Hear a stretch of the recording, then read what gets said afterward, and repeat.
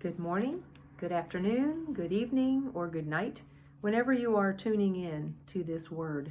I am Pastor Carole, the intentional interim minister of congregational life here at St. Lucas United Church of Christ, and I am glad to be with you on this journey of faith. We're still in the season of Lent. We have several more weeks to go on that journey with Jesus all the way through to Jerusalem and ultimately beyond the crucifixion to Easter. So we look at different spiritual practices and follow Jesus. The one we'll look at today is fasting. When Jesus was led or pushed out into the wilderness by the Holy Spirit, he was then tempted by the tempter, by the devil, the Satan character, whatever name you might want to use. And he spent time in prayer and in fasting. Both Matthew and Luke name that he fasted for 40 days. Luke actually says he did not eat. Same thing. He fasted for 40 days. 40 is a number we've heard before. It's used in the great story of God's love for God's people, the Bible. It's used a number of times. You have that story about Noah and all the rain for 40 days and 40 nights. Remember that story? And the story of Moses and that group of people freed finally from Egypt, wandering in the wilderness for 40 years.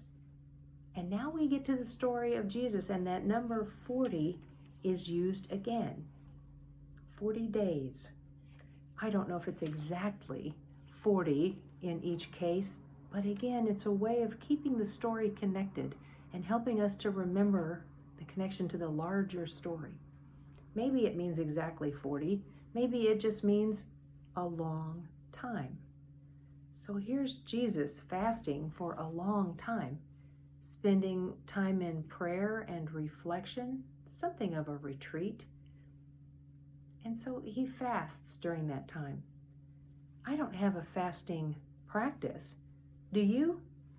I mean, sometimes I've heard of people talking about intermittent fasting, going a little longer between meals for health purposes. Maybe they think they want to lose weight. But fasting can be a spiritual practice. You actually participate already. You maybe didn't know. But after your evening meal, and then ultimately you go to bed, you don't eat all that time until your first meal when you get up breaks your fast, your breakfast. You already fast. Maybe the awareness is the important piece. And maybe you could lengthen the time of your fast, give up your evening snack if you can. After your evening meal, don't eat anything again until you break the fast the next day. There are lots of ways that we might practice fasting. Maybe you've heard of different things about fasting from, that is, abstaining from social media or binge watching certain television shows that you really do love.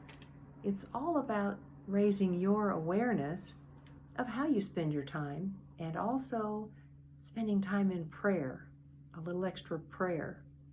How else might you spend your time? You see, time doesn't change, but we can change the way we use our time, can't we? It's an interesting thing to think about as a spiritual practice. And I wish you the best as you continue to remember that you are a precious and beloved child of God, that you are called to take care of yourself because of that. And in this season of Lent, I encourage you to take time to step away from your normal, to put a little extra energy in spending time caring for somebody else, time with your loved ones, time in prayer. And as you fast, notice what you accomplish in that same amount of time with a new focus. I'm looking forward to reading some more books, and there are plenty in my house that need to be read. Meanwhile, we are entering into this time of spring, and I would encourage you to notice that here we have the Lion and the Lamb up on my shelf, sitting right by Jesus. So no matter how your month has begun, no matter how your month will end, know that Jesus is always with you. God bless you and keep you as you explore the possibility of fasting and what it means in your life.